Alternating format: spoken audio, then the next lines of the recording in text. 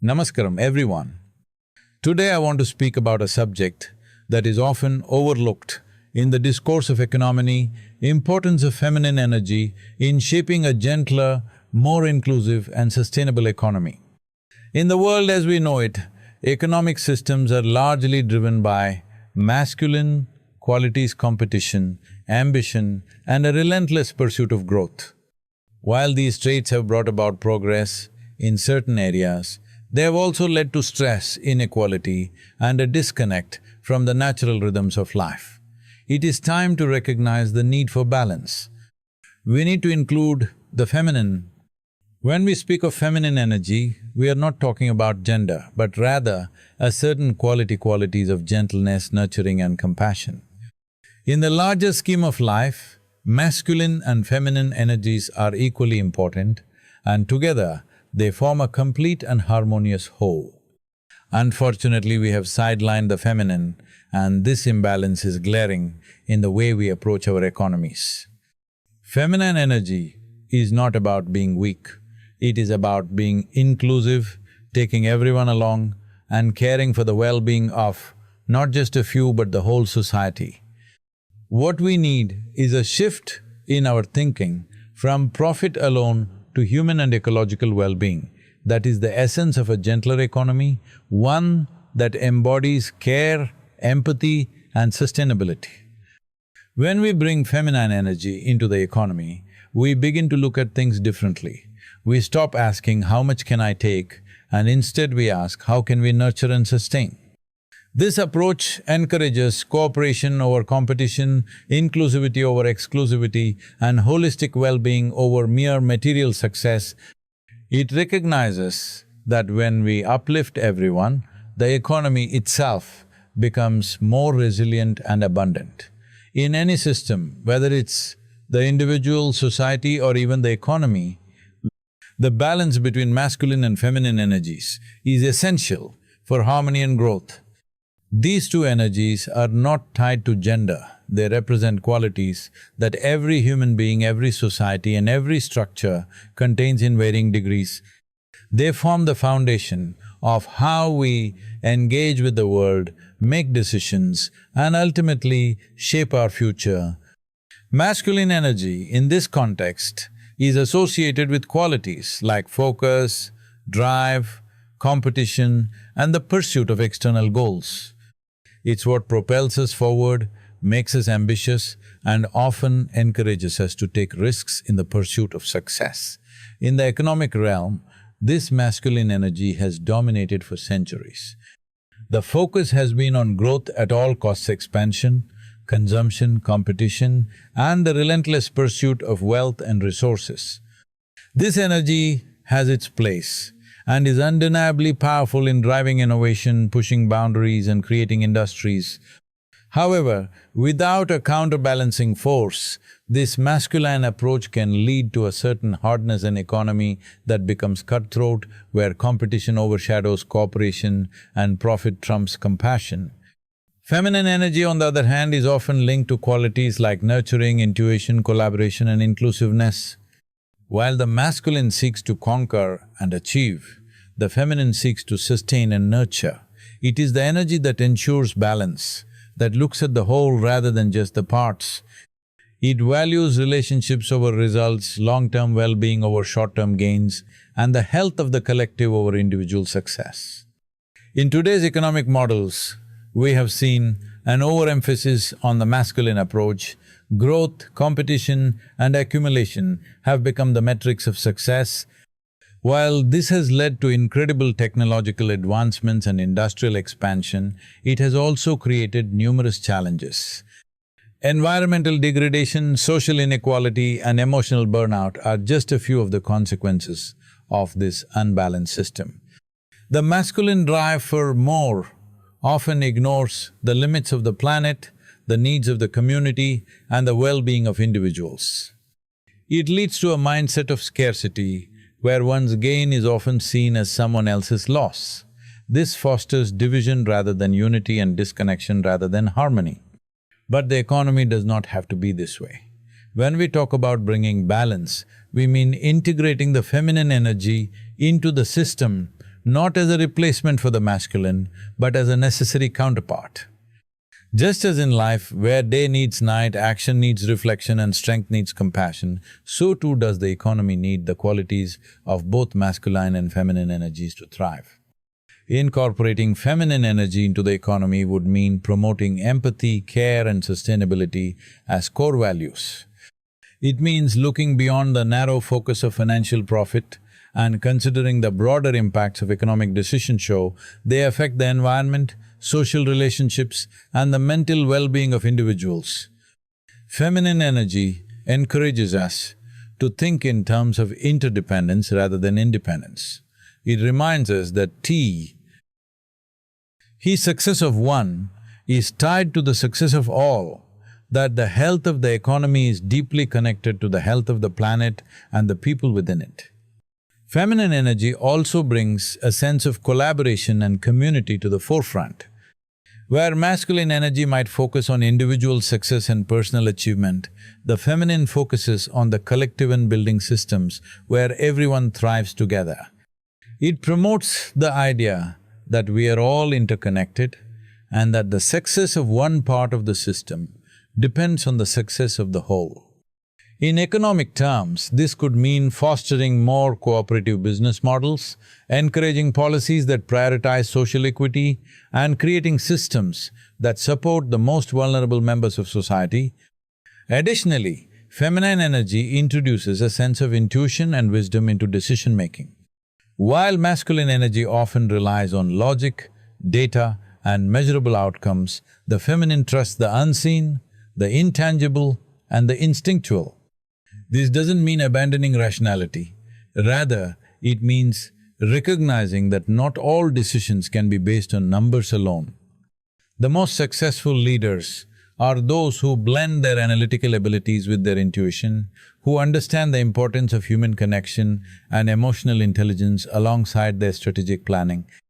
By balancing these two energies, we are not suggesting that one should dominate the other. In fact, both are equally necessary and their true power lies in their partnership. When the masculine and feminine are in balance, we get the best of both worlds. We have the drive, focus and innovation of the masculine paired with the compassion, inclusiveness and sustainability of the feminine.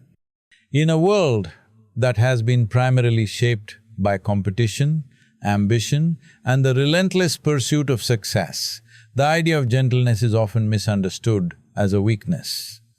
However, this perception couldn't be further from the truth.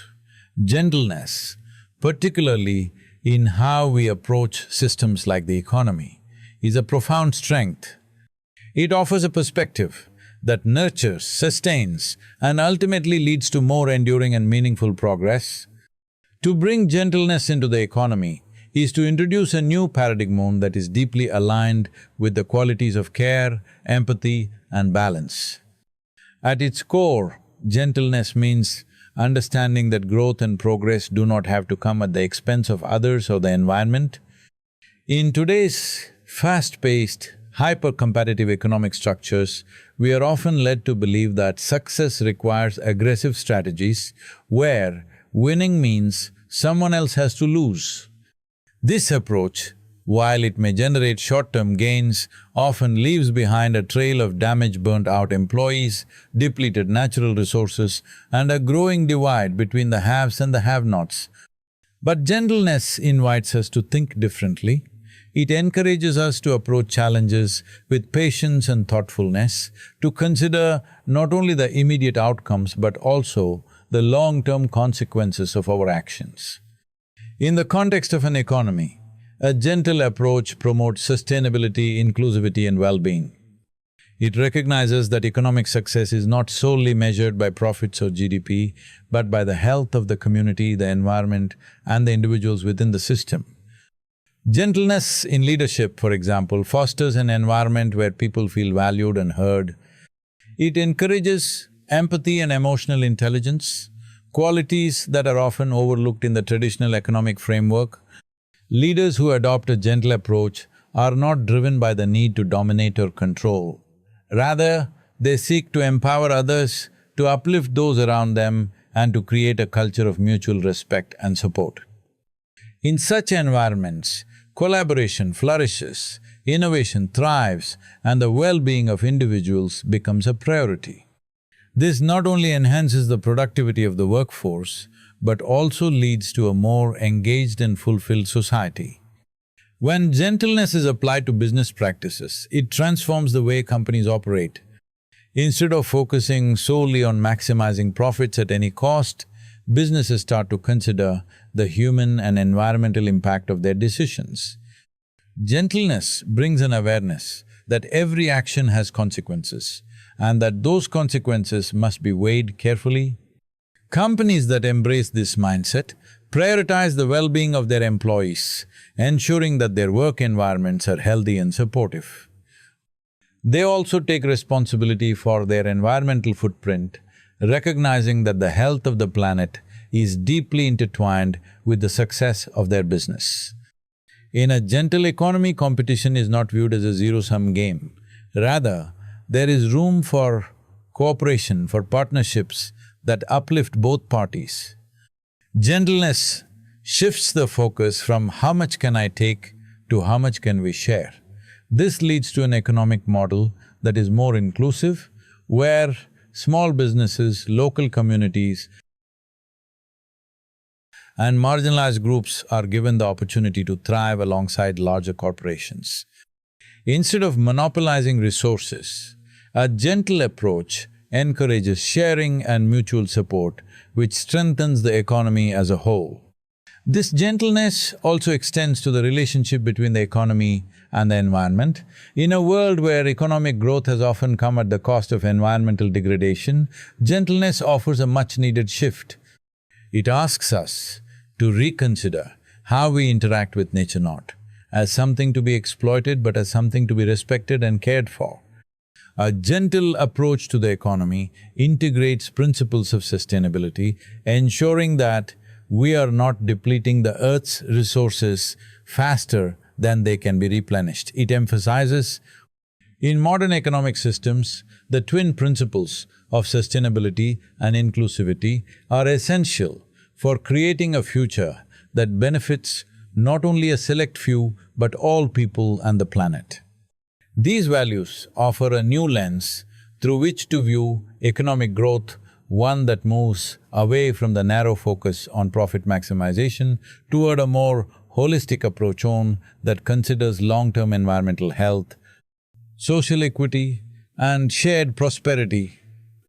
Sustainability is a concept that has garnered increasing attention in recent years, especially as we begin to recognize the finite nature of the Earth's resources and the environmental crises brought about by reckless economic activities. Traditional economic models, largely driven by the masculine principles of competition and relentless growth, have often disregarded the impact of resource extraction, pollution, and consumption on the environment. This has led to widespread ecological degradation, climate change, and the depletion of natural ecosystems issues that now threaten not only the future of the economy, but life on Earth as a whole. At its core, sustainability is about respecting the limits of our planet. It's the recognition that the Earth's resources are not infinite, and that if we are to continue thriving as a species, we must learn to use these resources wisely, conserving them for future generations. A sustainable economy is one that prioritizes renewability over depletion, conservation over waste, and restoration over exploitation. It challenges us to rethink how we produce, consume, and dispose of goods, and to move towards systems that are circular rather than linear, where waste is minimized and everything is reused, recycled, or repurposed. Economic sustainability also requires a shift in our understanding of growth. In the current paradigm, growth is often equated with expansion, more production, more consumption, and more profit. However, this model is unsustainable because it relies on endless resource extraction and does not account for the ecological damage it causes. A sustainable economy redefines growth to include ecological well-being, recognizing that true prosperity cannot come at the expense of the planet. It seeks to align economic activities with the natural cycles of the earth, ensuring that the economy operates within the planet's ecological boundaries. This means investing in renewable energy, adopting sustainable agricultural practices, and creating industries that prioritize green technology and environmental stewardship. But sustainability alone is not enough. For an economy to truly thrive, it must also be inclusive. Inclusivity ensures that the benefits of economic growth are shared equitably across all segments of society, rather than being concentrated in the hands of a few. In many current economic systems, inequality has reached unprecedented levels, with the wealthiest individuals and corporations reaping the majority of the rewards, while large portions of the population struggle to make ends meet. This creates a system where many are excluded from the fruits of economic progress, perpetuating cycles of poverty, marginalization, and social unrest. Inclusivity addresses this imbalance by promoting economic models that prioritize equity and fairness. An inclusive economy ensures that every, regardless of gender, race, socioeconomic status, or geographic location, has access to the opportunities and resources they need to thrive. This means creating jobs that offer living wages, ensuring that workers are treated with dignity and respect, and providing access to education, healthcare, and housing for all members of society. It also means supporting small businesses and local economies, which are often more in tune with the needs of their communities and can provide more equitable and sustainable growth than large multinational corporations. Inclusivity also calls for the empowerment of marginalized groups, including women, minorities, and the economically disadvantaged, who have historically been left out of mainstream economic systems. In many parts of the world, these groups face significant barriers to economic participation, whether through lack of access to education, discrimination in the workplace, or systemic inequalities that keep them from advancing. An inclusive economy works to remove these barriers, ensuring that everyone has the opportunity to contribute to and benefit from economic growth. This might involve implementing policies that promote equal pay, support affordable childcare, or provide microfinancing for small-scale entrepreneurs, particularly in developing countries where traditional banking systems are inaccessible.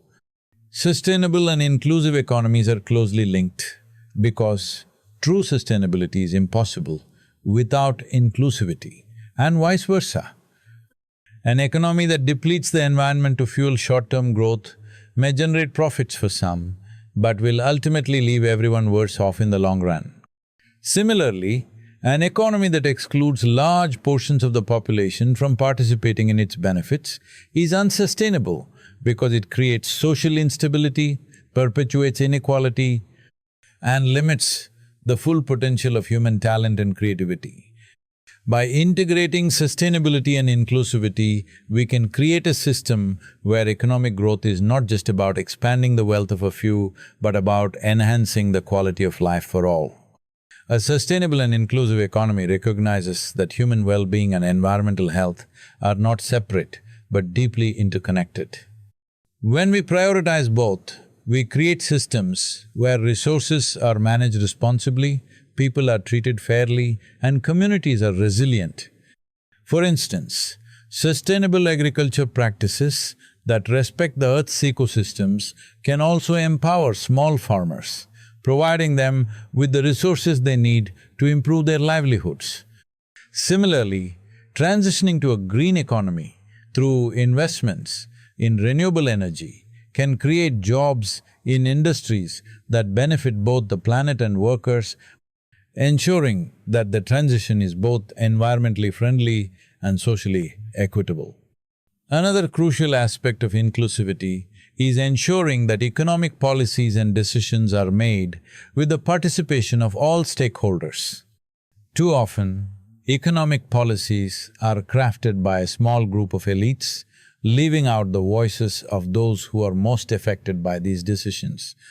An inclusive economy invites all members of society to the table, particularly those who have traditionally been marginalized, ensuring that their perspectives and needs are considered. This form of democratizing the economy allows for a more holistic and representative approach to economic decision-making, leading to policies that are more equitable and sustainable. In summary, the principles of sustainability and inclusivity are not just ideals to aspire to, they are essential for the long-term success and health of our global economy. By shifting our focus from short-term profits to long-term well-being, and by ensuring that everyone has a seat at the table, we can create a future where both people and the planet thrive. A sustainable and inclusive economy is one that respects the Earth's resources, fosters social equity, and empowers individuals to reach their full potential. It is an economy that recognizes the interconnectedness of all life and seeks to build a world where every human and non-human alike can flourish. The values of community and cooperation are foundational to building an economy that is not only prosperous but also equitable, resilient, and deeply rooted in human well-being. In many ways, community and cooperation represent a return to the basic principles that have guided human societies for thousands of years: principles of mutual support, collective responsibility, and shared success. These values stand in stark contrast to the competitive individualistic mindset that has dominated much of the modern economic landscape, where the focus has largely been on personal gain, corporate profit, and the idea of survival of the fittest. To embrace community and cooperation in the economic sphere is to embrace a more humane, inclusive and sustainable way of thinking about growth and progress. At the heart of community is the understanding that we are all interconnected. No individual or business operates in isolation, and the health of an economy depends on the health of the communities that comprise it. A thriving economy is built on the strength of its people who work together, share resources, and support one another in times of need. This is a fundamental truth that is often lost in the pursuit of individual success. The idea that one's prosperity can come at the expense of others, or that economic gain should be a winner-takes-all scenario, is not only ethically questionable but also unsustainable in the long term. When we recognize the importance of community, we begin to see that the well-being of the whole is inextricably linked to the well-being of each individual.